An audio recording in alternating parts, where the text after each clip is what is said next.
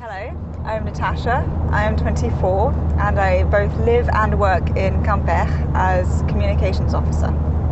Okay, so can you tell us how you got to that stage work-wise? What were your studies? Okay, so I started off by studying applied foreign languages in Rennes, and for my master's I then went on to do multilingual web communication in Strasbourg. Okay. So you are obviously English. So can you explain your connection with France and French? Well, we moved to France when I was little. I was 9 when I moved over. So I did the equivalent of CM2, CM1, CM2 and 6e over here.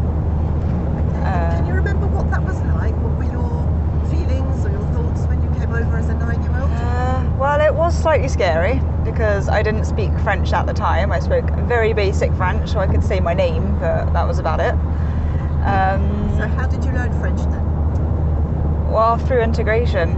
I was very fortunate to have an English girl in my class to translate for me. But I made other friends and I spoke French with them and I watched French TV. So yeah, basically integration, yeah.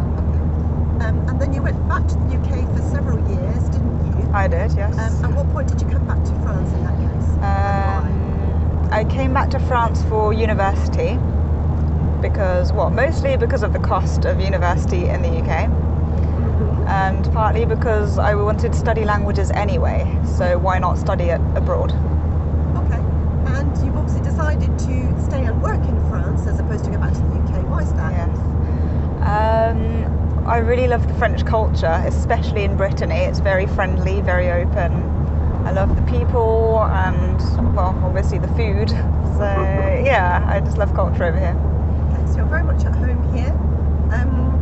Are there any other differences that you can think of between the French or the Bretons in any case and the Brits?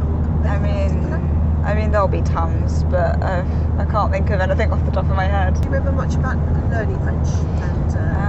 I did struggle a lot with the grammar, so I did have extra French lessons, I think, on weekends to help with that aspect. But I think the vocab came fairly easily to me eventually. And would you say that you now think in French? I do sometimes. It's a mixture of French and English. I have thought in French. I do sometimes speak to myself in French. And I have dreamt in French a few times now, so yeah.